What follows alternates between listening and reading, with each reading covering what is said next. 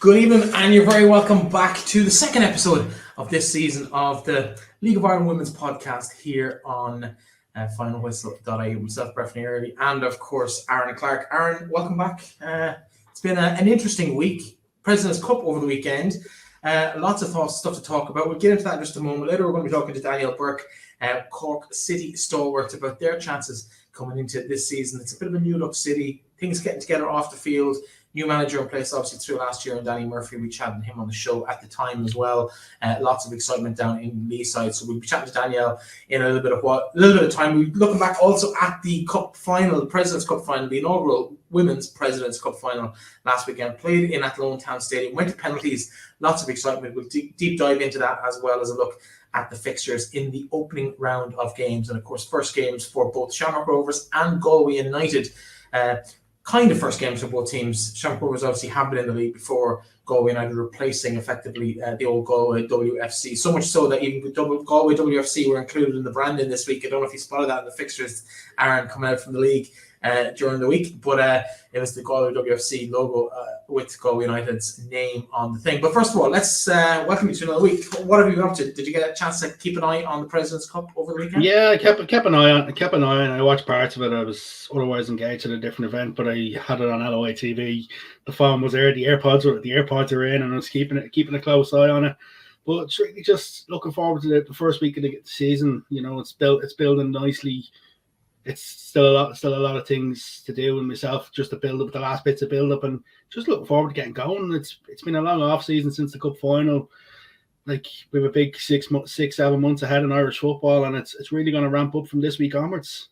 Absolutely. Well, I suppose let's start maybe with a look back to Saturday's action, and our reporter Sean Comer was at the game. Here's his thoughts on what went down in Athlone Town Stadium on Saturday afternoon.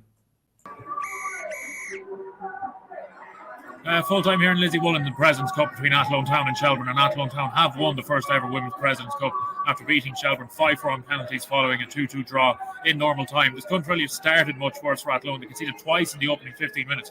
Just 8 minutes in, Alex Kavanagh won the ball, and she played it to Mel Murray. She turned, hit it on the half volley, and it dipped right over Nyla Peterkin in the Athlone net to make it 1-0 Shelbourne. Just 5 minutes later, it went from bad to worse. Siobhan Killeen was coming down the right wing, and she went to play it into the box. It's deemed to have hit Shauna Brennan in the arm. Alex Kavanagh stepped up for the penalty, and she slotted in to make it 2-0 to Shelbourne. There wasn't many chances the rest of the half, but Athlone did get back into it in the 37th minute. They caught Shelbourne trying to play possession out from the back, and Roisin Malloy was played through. She held it up, she played it back to Scarlett Hearn, who then played to Mary Navani, who turned and poked it in to make it 2-1 to Athlone. And I suppose in the second half, really, there wasn't that much intensity from either side. There was a few half chances, but nothing concrete. Athlone really needed a gift to get back into it, and they did in the 69th minute. The ball was played back to Courtney Maguire. She looked like she was playing a routine ball out, which was blocked by Roisin Malloy and bounced straight into the net to make it 2-2. Again, no real chances the rest of the way, so we went straight to penalties. Both sides nailed their first 3 penalties before Kelly Brennan missed the 4th for Athlone. Kate Slevin then had to score the 5th penalty for Athlone, which she did, and then backup goalkeeper Ciara Glackin saved Shelbourne's 5th penalty. Mary Navani would make it 5-4 to Athlone before Christy Gray had her penalty saved by Glackin for Shelbourne's 6th effort. So Athlone won 5-4 on penalties at the sudden death. So it's full-time here in LOIWomen, and Athlone Town are the President's Cup winners. Yeah, exciting times for Athlone Town. Their first title in senior football, in women's football. Thoughts on that, Aaron? Yeah, it was a Sean's right in what he says in the second half in terms of the intensity dropping out. Bit of a gift for the equaliser, but I thought goalkeeping for some of the other goals wasn't great either on both sides. Interesting that Tommy actually replaced the goalkeeper at half time, and sort of that just shows he wasn't too pleased. And from an Athlone point of view, I thought Chloe Singleton in the second half was quite good for them. They looked as though if anybody was probably going to score again, it might have been them. From Shelbourne, when you bring in a lot of new players like that, it's going to take a lot of time to bed in. I think the game might be of a massive benefit to Shells more than Athlone because of the fact that they were able to get these players a bit of an opportunity. But the problem with Shelbourne is there's so many changes there. It's going to take an awful lot of time to build up. I think the big story tonight is obviously going to be Ciara Glackin saving 2 penalties to win the first ever President's Cup for Athlone, 1,423 at the game. I know Athlone offered a lot of skill kids in free and stuff like that, but still it's great to see such a large crowd at a women's game outside the cup final. It's the biggest attendance in a women's domestic game here. Yeah, no, it's great. And I think regardless of whether they paid or not, they were at the game. And I think that's huge for a February Saturday afternoon to have a really, really big crowd. And maybe that justifies the positioning of the game in Athlone versus what might have shown up in Talca for the same game. There might not have been quite the same kind of buzz or feel to it on the day. And I think Athlone Town deserve great credit. I know I was listening to Gordon Brett on commentary during the game, and a few of us watched it in various locations behind the scenes here at Final Whistle, and it wasn't that classic. We're not going to be writing articles about it in years to come, but at the same time, it was a really, really good game. And great for Athlone. I think they deserved it based on last season. They kind of came out of last season with a huge amount of credit and a huge amount of respect from around the league, but hadn't got the silverware to back it up. And I think now they maybe put that little hoodoo to bed, and it could increase their chances maybe of getting back to cup finals and challenging for the league this year. Or am I thinking a bit ahead of myself there? Do you know what? It'll do them the massive world of good. I think the cup final was a big disheartener for them. If they could have got the Scarlet Heron goal in the cup final, they might have went on to win it. But I think they'd learned an awful lot of lessons, and you could see tactically when they changed stuff in the second half how they were a little bit better.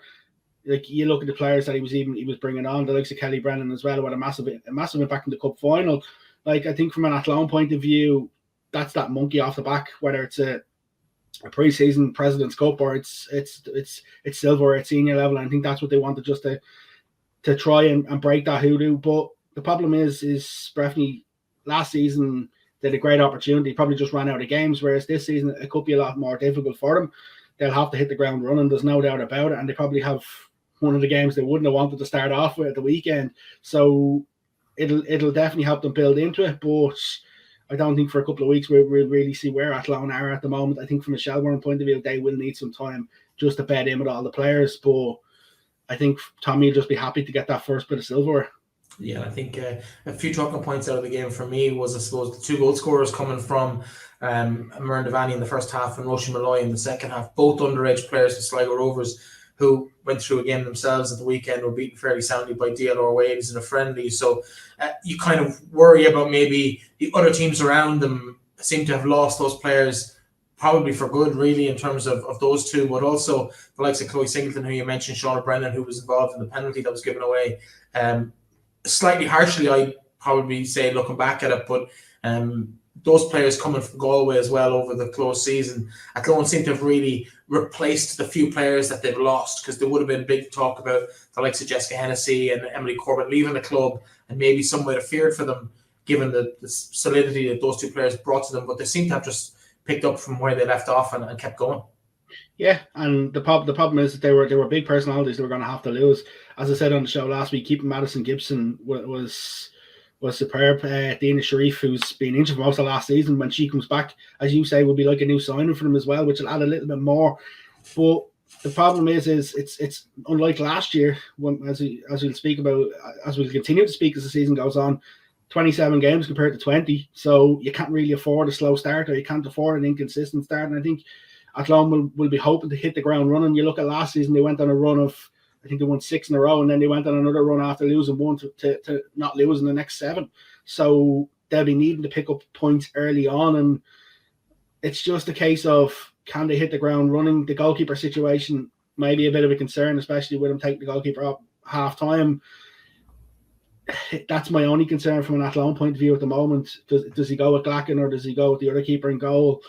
Because apart from that, they seem to have assured up quite well. Yeah, Peterkin, of course, did start that game at the weekend, but it was Glacken who was the hero at the end. So lots of decisions for Tommy over the next couple of weeks, but more importantly, this weekend at home to Peamount at the late kickoff, of course, on Saturday evening. We'll be going through all of the teams towards the end of the show in terms of their ins and outs, and what we can expect to see from them, or maybe what we feel their chances of success this season are later on. But first, maybe let's head towards Leeside, where we have Danielle Burke waiting for a chat about all things Cork City, how they got on last year, a little look back over their transition from that disappointing cup final performance in 2020, and how the future seems to be so much brighter for the girls on Leeside this season. Danielle Burke, you're very, very welcome to the show. Thank you very much for having me on. And it's our pleasure. Thanks for making yourself available. In terms of, I suppose, the next couple of months, it's an exciting time to be back playing football. You must be excited to just be back and have games coming thick and fast over the next few weeks. Yeah, we're buzzing to get going now. I think off-season, pre-season have been quite long, so we're excited to get that out of the way and get going and hopefully hit the ground running.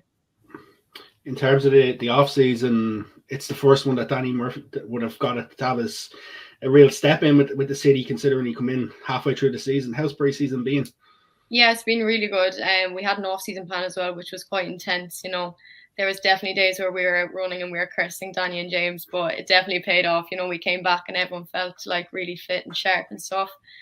Pre-season has been great. There's been a really good mood around the camp and stuff. So I think it's good that we had that time before the season with Danny and James, because obviously we got only a short time with them last season. So we didn't really have time to implement exactly what they wanted. So we feel like that was kind of a building phase for us.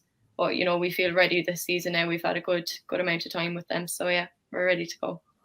I suppose it's been not phenomenal since that cup final in 2020, of course, a big defeat that day, but still to be on that stage, a huge achievement for the club. It hasn't been phenomenal since then. So are we confident that we're going to see a better performance from kind of a new look Cork this year? Yeah, definitely. I think we did have a tough few seasons after that cup final. I think consistency was a really big deal for us. We were our own worst enemies at times. But yeah, no, we're definitely confident with the group that we have this year, and obviously with Danny and James on board as well. We're really looking forward to it. I think the girls that we've brought in, they've been excellent, and the girls that are stepping up from the younger age groups, they've slotted in really well. So yeah, I think we're really confident in the team this year. So we'll see how it goes. Yeah. What sort of expectations have you put on the season? Like, what would you class as a good season for Cork City? Well, we definitely want to climb the table a bit more. We're not afraid to say that we're aiming for top four. I think we have the squad we have the quality in the squad that can get us there, and we have the belief in ourselves as well to push on. We'd obviously love a cup run again and maybe justify ourselves from that last cup final, but just getting up the table and being more consistent week in, week out is going to be a huge goal for us this season. You say fourth. Now, that's not beyond the realms of possibility. You were fourth in that season in 2020. There's been a bit of rebuilding, as you mentioned. Is fourth realistic, though? Because that means effectively with an extra team in the league, you have to beat, 7 teams to get to that? You only managed to stay ahead of one in the league last year. So which of those teams do you think you can get ahead of? Well, most of them, essentially, but who realistically are you targeting to leapfrog this year? I wouldn't say we're targeting anyone really. I think this league it's so close. I don't think you can call it a top four or anything like that. I think the gaps between the teams have gotten shorter and smaller every year. I think we're just focusing on ourselves. We know that we're able to get results off anyone when we show up on the day. So I think we'll just be focusing on ourselves rather than who we can beat. If we just have that belief in ourselves, I think we can beat anyone. And what's different between Cork of last year and Cork of this season? What do you think the main differences are? I think obviously just because we had a longer time with Danny and James for them to implement their game plan. We obviously have a different group of girls this year. Just having that bit of belief in ourselves, when results aren't going your way and you're losing quite a lot, that motivation it's hard to stay motivated. But I think we have a clean slate this year. It's a fresh start for us. We're all really confident in ourselves, and there's a huge belief in the squad as well. You talk about some of the off-the-field decisions and changes, and I suppose the fact that you're now long-term in Turner's Cross, that guarantees the women will play there. The fact that you've got training facilities now equal to the men, where that's not an issue anymore. I know it has been an issue in the club in the past. How much security does that give as a player in the squad, that you know where you're going to be training, you know where you're going to be playing, not just this season, but for probably the guts of your entire playing career?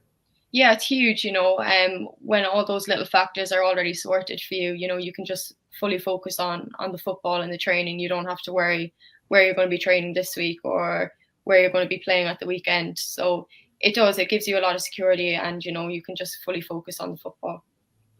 And even in terms of that, it must have been difficult at times last year, was it? Because we'd seen early in the season, there was articles where players maybe not be available for training because training would have to be early afternoon and stuff like that. How do you, when that sort of things happen, how do you focus on football?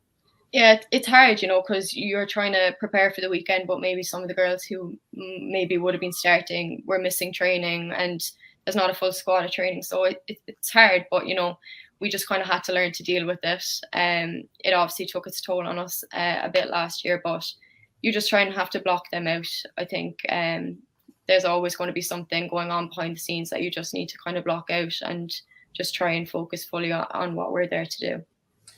Speaking of what you are there to do, obviously, is play football. And there's a bit of a new look to that team. We've watched over the last couple of seasons as a few younger girls have broken into that side and really grown into their roles. But there's three, I suppose, big absences in my point, from my looking in from the outside for this season. And that's namely, Becky Casson has moved abroad. Natalie O'Brien has left the club, and Orla Deasy, I think, has moved to Wexford as well, who had impressed me in stages last year. They leave some pretty big gaps in that side. How are Cork going to cope? Yeah, there are obviously three huge losses for us. I think with the younger girls stepping up, I think they really do slot in well. You wouldn't even think of them as younger players. They act like senior players. They have experience from being around the team last year as well. And obviously we've brought in the likes of Jessie Mendez, Erica Manfrey, and I think they'll really step up this year, and they can fill those gaps as well. I think there's a huge competition in the squad for places, which is something we probably lacked in previous seasons. So yeah, there's a really big squad there to pick from, and I think the lads will probably have a bit of a headache trying to pick a starting 11 each week, which is a good complaint to have, I suppose. You talked a little bit about younger players coming through. We seem to see an awful lot in the last couple of years for Cork, that players making a transition from the underage. The academy structures have been working quite well on the women's section. Does that fill you with a lot of confidence going forward for the next couple of years with Cork? Yeah, definitely. When you see the girls stepping up to senior level and you see the quality that they already have at such a young age, it fills you with confidence knowing that there's a good system below you, and there will be a good pool of players. There's always going to be a pool of players to pick from. But they've been great. Their attitude to training and everything has been, you just can't fault them. They're there to play. They're not there just to make up numbers. So it's great to have that competition as well. Some of the other off the stuff field over the last 3 or 4 months, rebranding of the league, the renaming of the league. We put it to our guest last week, Roisin Malloy, about going to a men's game and realising that she was in the same division. She's in the same competition, effectively, same league. It's all the one now. Does any of that come into your reckoning at all when you kind of prepare for Saturday's opening round fixture? Yeah, I think the rebrand has been unreal. There's so much publicity around the league now compared to previous seasons. So it does give you more of a professional feel. But us preparing for the game, that's not going to change.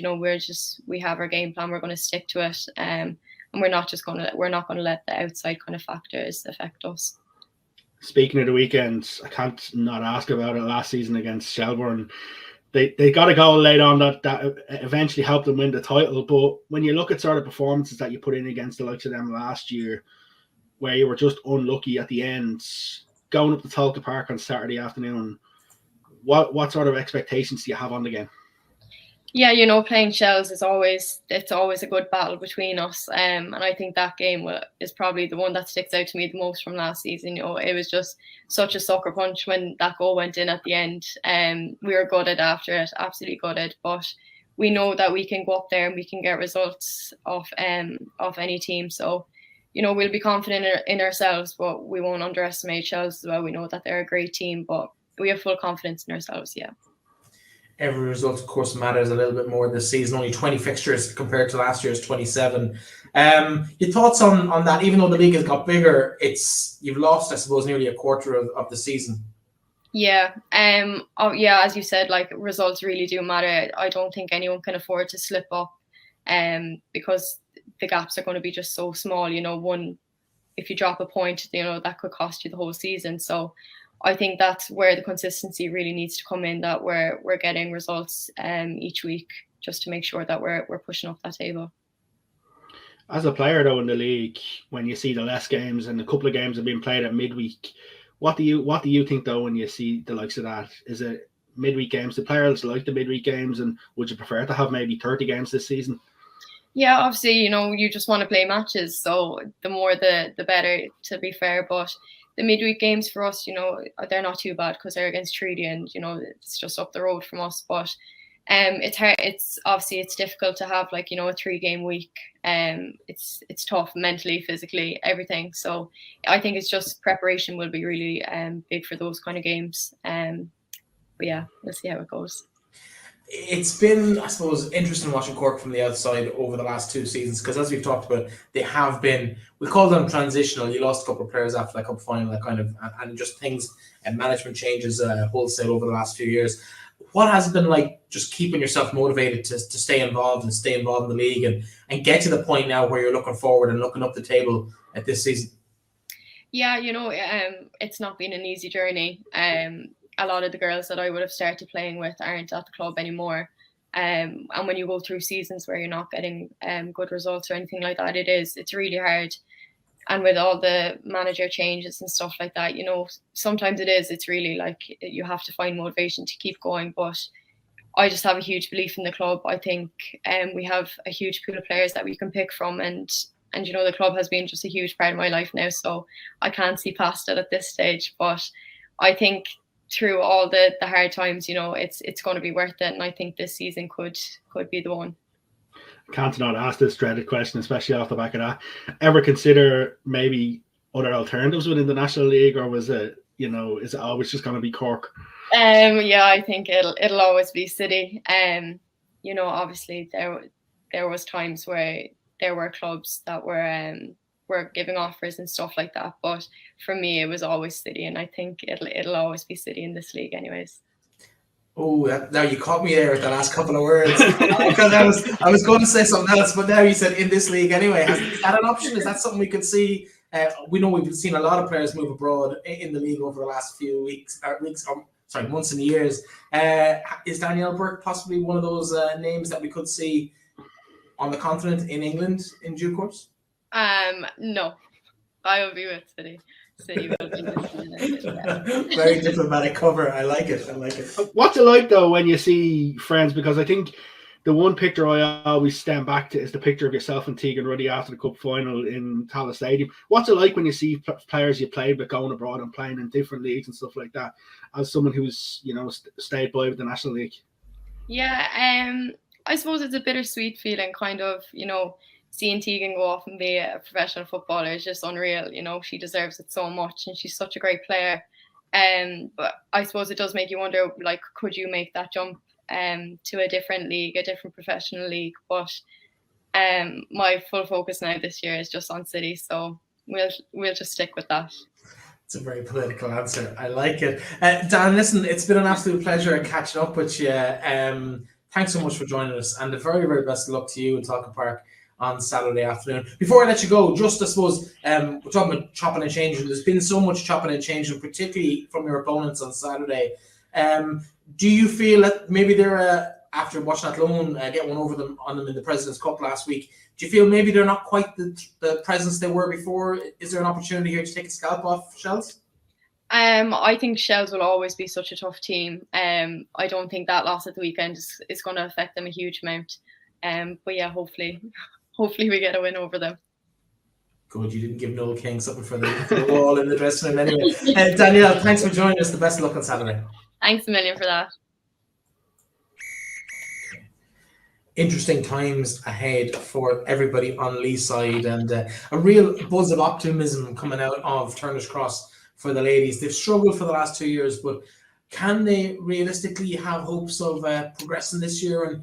And fourth is what Danielle mentioned. I think that's maybe a stretch too far, but could they be looking at a couple of places higher than the 9th place finish last season? Fourth to seventh, there's not going to be a lot between them. I don't think this year. I think for me, realistically, if Cork finish 7th, I'd class that as a good season. If they can be consistent, there's no doubt that they can push on it. But I just think the team's just a little bit ahead, maybe that little step or two. But they definitely may have closed the gap. The Mendes sisters coming in as well has been a good addition. Plus, they've some really good underage players as well who've been getting a lot of traction in recent years. I'd like to see Laura shine from a Cork point of view. If she can hit the ground running up top, I think if they can get goals, that'll definitely help them. But like most teams, we're sort of playing a bit of a watchful eye because we don't really know how strong they are pre-season. Yeah, they got a draw against Shamrock Rovers really early in it, but you can't read a lot into that. So It's going to be watching on, I think, at the start. If I'm not wrong, I think they got beaten by Treaty as well. So it's all who you play on those games. We're not quite sure the relative strengths of both teams in those particular encounters. Managers can try different things out at different times of the season. But in terms of Saturday, they face a daunting enough trip to Shelbourne. You talked in the interview with Danielle about that late winner from Megan Smith Lynch at the tail end of last season, kind of broke their hearts with 2 or 3 minutes left on the clock. Can they go one better? Can they get a result in Talca Park this weekend? Have Shells dropped back that much? Shells won't like me saying this, but it's probably an ideal time for them to catch Shelbourne, just with the fact of the transition and the changes. If you're to say 3 or 4 weeks' time, when Shells probably hit the ground running, it might be the wrong time to get them. But if they're going to do anything, this is probably where the chance is there. I think they'll have to be at their best to get a result, but it will be difficult for them. Shells have brought in a couple of players, Nadine Clare, Sophie Waters, Kerry Letman, all across the city from DLR Waves. They've lost a very high-profile bunch. I think 6 or 7 players have moved to Tala in that new look Shamrock Rovers side. The likes of Abby Larkin, probably the biggest name within that group. But Amanda Budden, of course, brings a wealth of experience in goals for them as well. Shauna Foxy for Kelly, Jess Gargan, Leo Leary as well. Can we expect Shells to be at the same level as last year? Will they be competing for the league title at the end of the season? The problem is, and as Dan even said, Shells will always be that sort of team where they'll always be there or thereabouts. It's difficult to say because of the fact that the amount of changes whether they will or will not. The 20-game season definitely doesn't help them, but they're on the back foot. There's no doubt about it at the start. But if you speak to the likes of Pearl Slattery, they don't mind this because the pressure's on everyone else. So if they come in under the radar and pick up a run of results, then people will start talking about them. But realistically, they're probably a step or two behind, but they can close that gap if they can get momentum early. Yeah, it's going to be an interesting game at the weekend. I think my money is still on Shells, though. I think they have enough strength to get across the line. They'll be disappointed, albeit not overly disappointed with the result at the weekend in the President's Cup. It's kind of irrelevant in terms of the season, but it'll mean more to Athlone than it will negatively to Shells, if that makes sense. Moving on to the second game of the day, also a 2 p.m. kickoff. DC Park, not an unusual venue for a women's National League game. I don't know whether to call it Women's National League or League of Ireland Women. We go with League of Ireland Women's game. It's not an unusual fixture, but it's going to be a different badge on the home kit this year. Galway WFC no more, replaced by Galway United, who've come into the women's game in a major way at 17s and 19s and at senior level. And of course, their first game is against Wexford Youths. They kick off at 2 p.m. A lot of recognisable faces and names here in that Galway lineup. A couple of big names have come into them, though. I think for me, particularly, the return of Leah Brady from Athlone is a big one. And Leah missed a lot of the last season or two because of injury. Gemma McGuinness, who was very impressive for Sligo last season, joins them. And Amy Madden, who was really, really impressive before she got injured in the tail end of last season as well with Treaty. They're 3 decent signings at this level. But not all of the big names have come from the old Galway WFC. There seems to be a lot of transitioning going on there as well. What's your thoughts on how Galway are faring up this season? Like I said last week, I thought I was disappointed with the players they'd signed. I thought they would have got more in. I think it's a tough one. It's a new club. It's with the way the league is gone. It's going to take an awful lot of investment to be extremely competitive. I think from a Galway point of view, they'll be disappointed with some of the players they've lost. I think Amy Madden, as we spoke to Donna O'Riordan last year, she was a smashing young player for Treaty. It was a great sign. And Gemma McGuinness added a good bit to Sligo Rovers last year. But I just think they're probably still a little bit light in terms of players. Like, as you say, Leah Brady hasn't played a lot. Take a bit of time to get up to speed at that level. From a Galway point of view, I think they'll find it hard early on in this league, in this division. And I think for them it could be a difficult couple of months. On a Wexford Youth point, like I think Wexford are going there with all guns blazing, and I'd expect Wexford to actually start the season off with a decent result and a decent 3 points. And it'll be interesting to see what sort of crowd they get in DC Park, because it's Galway United now. The men seem to be well supported because the badge has changed. Will they get an influx of crowd? That's the question that remains to be seen. Like, they've been cute with their social media posts. I think we've said it before. The Gemma McGuinness one wins the transfer announcement of the off season, the way it was done. So they may pick up a couple of extra fans, which will help them on. But I think it's going to be a bit of a slow start for Galway.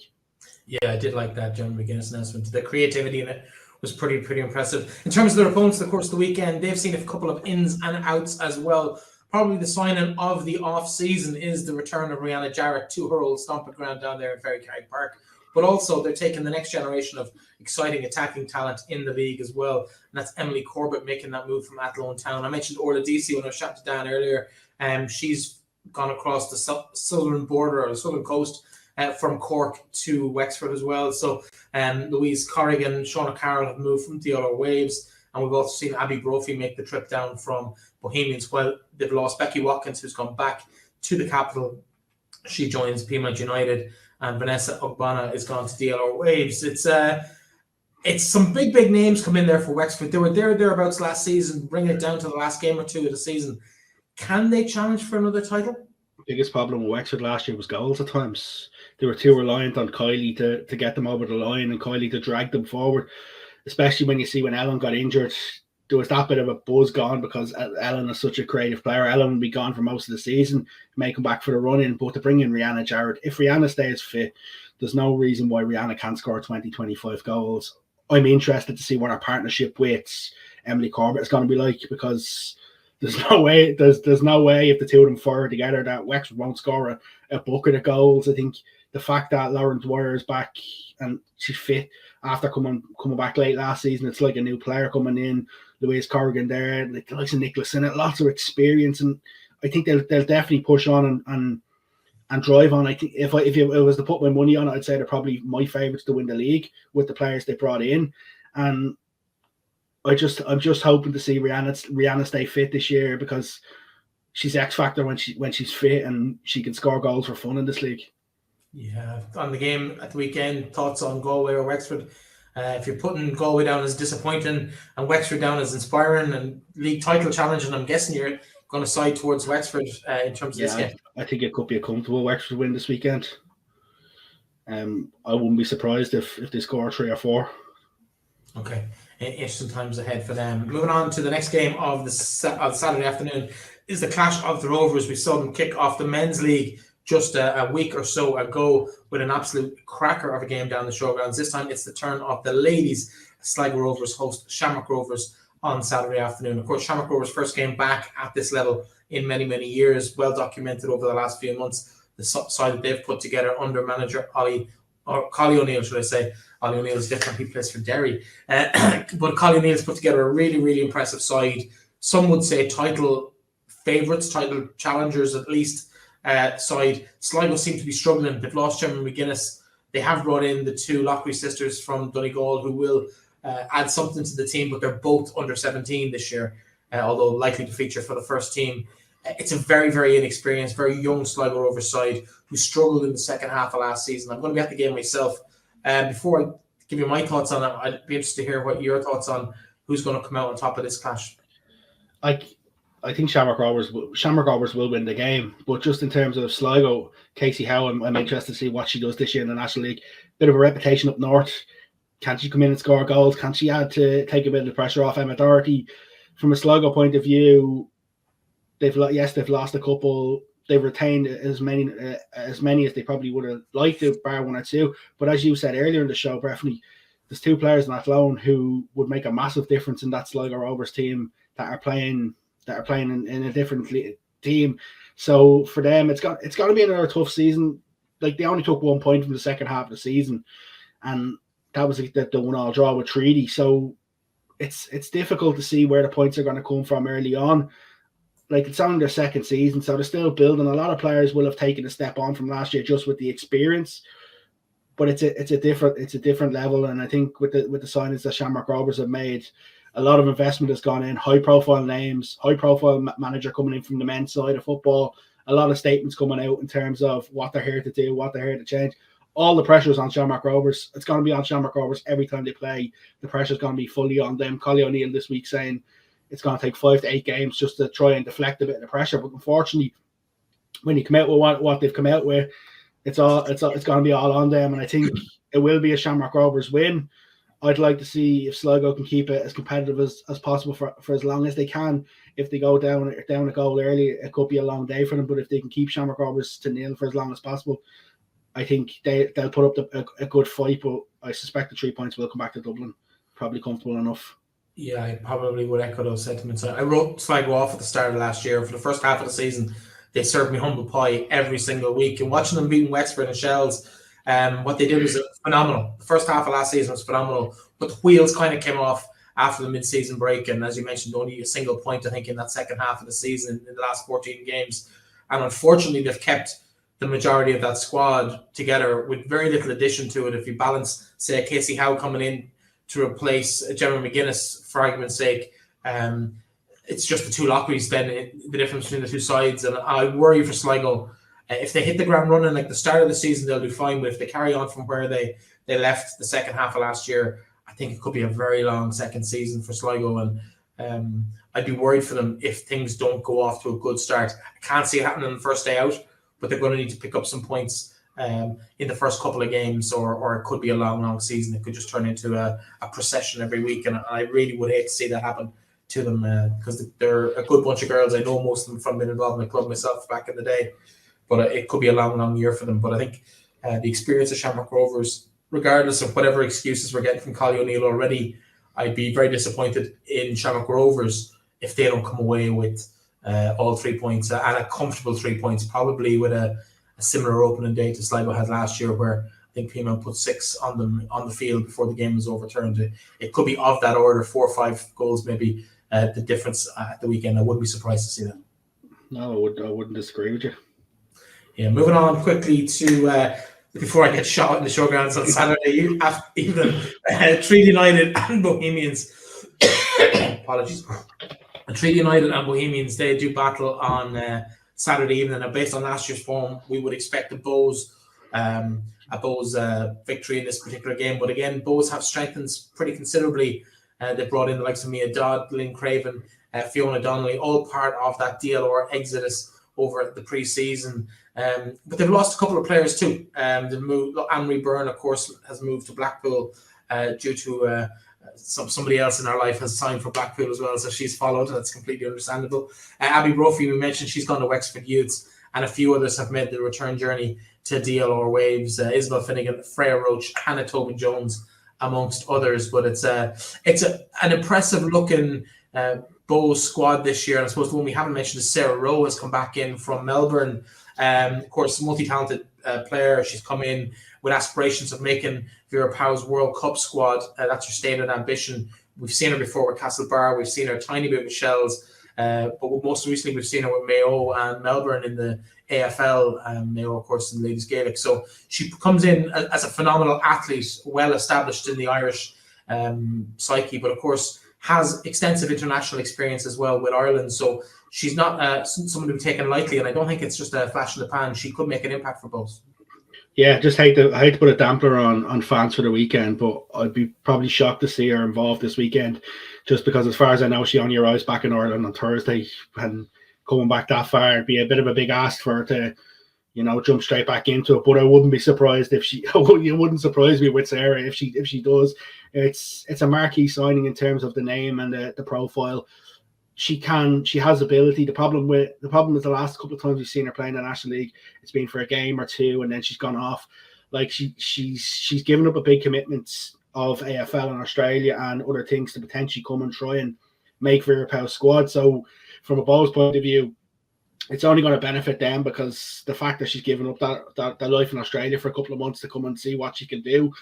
Other signings for Bows, like the likes of Mia Dodd, for me is a smashing signing. I've been hearing she's been doing brilliantly in pre-season. Her numbers are brilliant. She's somebody who I'm really excited to see how she gets on with this season. Yes, they've lost a couple, as you say. Abby Brophy, probably the biggest, the most high profile of them, going to Wexford, and Anne-Marie Byrne be a bit of a loss. And Anne-Marie was she was one of the well-loved ones within the squad, and big personality to replace. But you wish her the best considering the change in lifestyle and circumstances. From a Bows on the pitch, I think they'll definitely take a massive step on. Last year they nearly doubled their points total, doubled their wins total from the season before, and I'd expect them to step on again this year. we don't know an awful lot about Treaty. That's the problem in terms of who they're playing Saturday. Yes, they brought in four players from Canada, but we don't really know an awful lot about them. We don't really know a lot about what's going to happen. A lot of youngsters as well have been playing for them, so it could be a very, very young squad with just a couple of foreign players coming in to play for them, and it's difficult to assess them because pre-season results have been up and down. They beat Cork, but then they lost to Galway at the weekend. So I think this weekend we'll probably get our first glimpse of what Treaty might be like this season, but I'd still expect the Balls win. Will Treaty be better than last year? I can't. And the problem is, because of the amount of changes that's happened, it's difficult to say yes or no. You would like to hope that the new additions can help them, but until we see them for a week or two in the league, it's going to be difficult to say. Yes, the preseason victory against Cork is encouraging, but it's preseason nonetheless. And when you've players probably playing half a game, coming on here and there, you can't really judge it. So we probably won't be able to make that assessment for the first couple of weeks, but they'll definitely be one of the teams that will be fighting for the lower positions, whereas I would expect both to be trying to push on and trying to break that top four this season.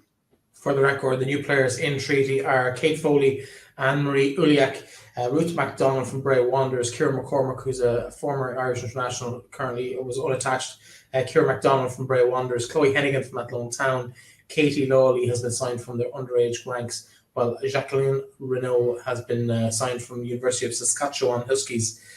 While, as we mentioned, the two Mendez girls gone to Cork City, of course, Cork natives anyway, and Amy Madden has made the trip up the N18 to Galway United. So, interesting season ahead for them. But I think the most interesting signing Treaty have made for me over the close season is probably in the dugout, and that's the signing of Alban Heisa, of course, former League of Ireland player himself in the first division back in the early noughties, has been on the books at Peamount as their under-19 underage manager over the last couple of seasons. Probably made the decision to go to Treaty when James O'Callaghan was reappointed or was announced as being the manager for next year. There was a bit of uncertainty, I suppose, outside of the club at least, but whether that would or wouldn't happen at the tail end of last year.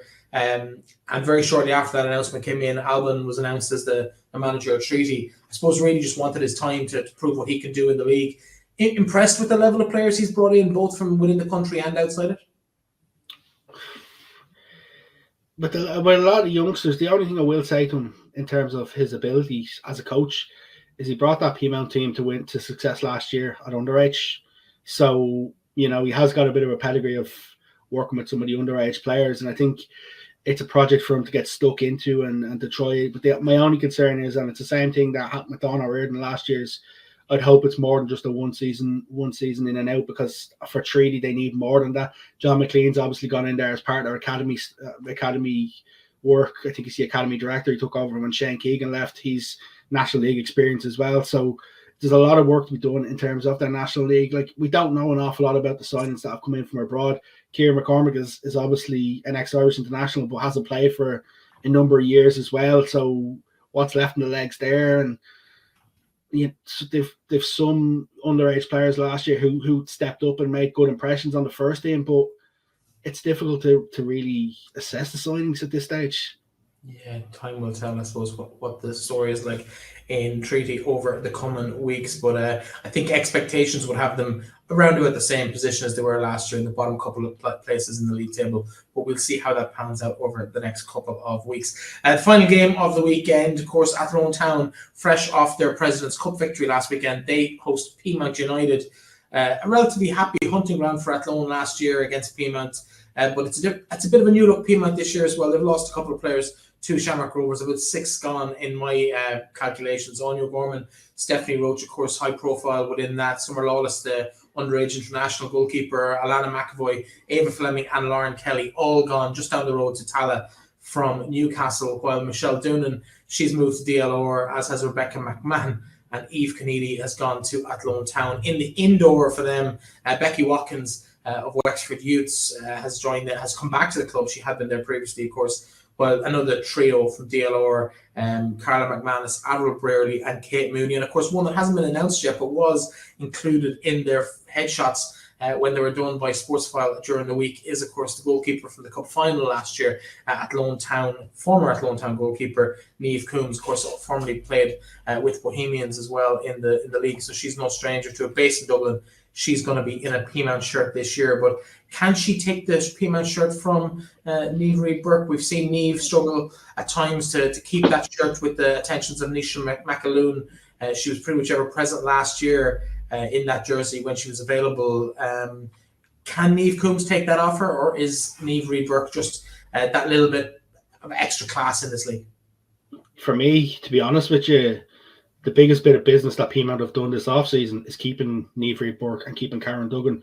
That'll tell you how high I actually rate Niamh. I think not just as a goalkeeper, we've seen what she's done, capped for Ireland, smashing goalkeeper, has the ability to pull balls out of top corner and make superb saves.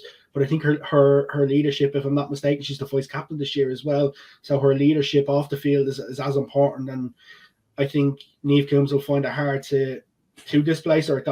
I unfortunately don't think she will. I think Niamh Reid Burke will go on and have another great season. I think from a Peamount point of view, the last couple of years when they've been chopping and changing goalkeeper, it hasn't helped them. And they'll probably say the changes going one week, one the other week didn't really help when they were going for title run-ins and they were going for pushes. Don't get me wrong, they had two smashing goalkeepers at the time, and it's a bit difficult trying to keep them both happy. Nisha's obviously doing well with Durham at the minute, and Niamh has shown her class, but I just think Niamh Reid Burke will be the number one this year, and I think she'll continue to help that marshal that back four, because there's no doubt the Peamount defence, like last year, was probably one of their biggest concerns is some of the goals they leaked. But if you look at the second half of the season, when they really stepped on with things, Niamh kept a lot of clean sheets as well, and the defence pushed on. I think they've negated the window a lot better than people probably thought. A lot of people initially would have said, Shamrock Rovers are going to come in, they're just going to gut Peamount completely. But they didn't manage to get all the players they wanted. I think the Karen Duggan one, as I say, is huge. Karen staying with Peamount, going to be the captain this year. Like, leadership from the front in the middle of the park. Still one of the best midfielders in the country for me, bar none. And I think when you have a Karen Duggan and a Niamh Reid Burke, and then you sprinkle in the likes of Carla McManus, if she could score goals this year, if Kate Mooney can stay fit and score goals this year, they're gonna have a threat. Dora Gorman back again. Derv LeBaron hopefully be there a lot more this year than she was last year. There's a lot of quality players in that Peamount side to cause teams a lot of problems. And think about it though, they were only a result or two away from really being in title contention last year, and they had that massive blip where they struggled for results.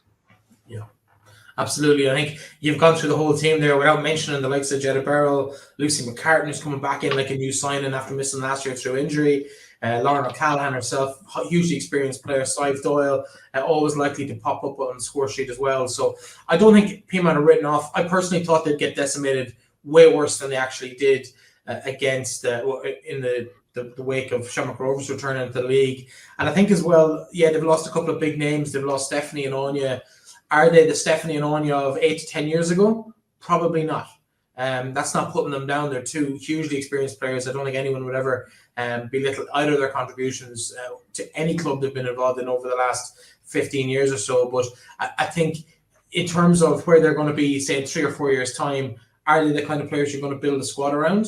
Arguably, no. They're great for PR. They're great for the experience. They're great for that kind of, I suppose, the level of experience they bring to a dressing room is second to none in the league. Like the biggest thing that Anya and Steph will do this year is they'll bring the young players on, the young ones around them. They'll make them better players, and they'll make them into the players that Collie wants to have. I agree with what you're saying in terms of would you necessarily for the future be building the team around them? Possibly not. But the problem is we've wrote Anya O'Gorman off plenty of times. We've wrote Stephanie Rose off plenty of times, and they just continue to churn out gold. And like Anya finished top scorer last season, and many people are saying she was gone. Well, you've taken the words out of my mouth. As much as I'm saying they're not ones for the future, I still think they'll contribute about 20 to 25 goals between the pair of them this season. Yeah. So, and if Shamrock Rovers win the title, it will be because of those two players having a huge impact at the scoring end of the field. I think they add huge value. I've had the pleasure of working with both of them over the years. As long as they can move, they'll contribute to any team in this league. And both girls, as they showed last year, well able to find the back of the net, and well able to lead a team. And I think that the Shamrock Rovers will be there or thereabouts because of their inclusion, not necessarily the other way around. But putting your neck on the line, Athlone versus Piedmont, probably my game of the weekend in terms of a contest. Can Athlone continue their fine start to the season? Can they kind of gel into and beat Piedmont for the weekend, or will that experience and that kind of guile from the experienced Piedmont players get them across the line? I haven't sat on the fence all day, and this is just the hardest game to call. I don't know what way it's going to go. It could go absolutely. Athlone could come out like a steam train and beat them 3 or 4-0. Piedmont could come out like a steam train and beat them 3 or 4-0. It's one of them sort of games that I actually don't know how this is going to go, and it's the one that I'll be looking forward to sitting down on Saturday evening after being in Talca Park, coming back, putting on LOI TV, and just being like, I'm going to enjoy this because I don't know how it's going to go, and I think this is probably the opportunity where we'll get to see from both sides' perspective in a competitive game where they're at the minute, and the winner of this one will set themselves up nicely. But I don't think it'll be much in the game either way. It could be a goal either side. Absolutely. Well, just to confirm those fixtures at the weekend, the first full round of games, no DLR this week, of course, they're on a bye week. We'll chat about them in a little bit more detail next week. But we have Shells and Cork City at 2 p.m. while Wexford make the journey to Galway to be the first opponents for Galway United in the League of Ireland Women's Premier Division. Sligo Rovers, they host the other new girls in the division, Shamrock Rovers, although there's not a whole pile new about them in terms of the personnel that will be taking the field for them in the women's grade at this level. That's 5 p.m. kickoff in the showgrounds, while also at 5 p.m. in the Markets Field, Treaty United and Bohemians go head-to-head. Athlone Town versus Piedmont will do battle in probably my game of the weekend. I think you'd agree with me on that as well, Aaron. We'll both be looking forward to that after our respective games this week. That's it for week one. Thanks so much to Danielle Burke for making herself available, to Sean Comer, who reviewed the President's Cup final for us at the top of the show, and of course to Aaron, thanks for joining me for another week. Exciting weekends football ahead. You're going to be in Talca Park, I'll be in the showgrounds. I'm sure we'll all be glued to that game in Athlone Town Stadium as well later on in the day. But listen, thanks very much for joining us, and we'll chat to you again next week.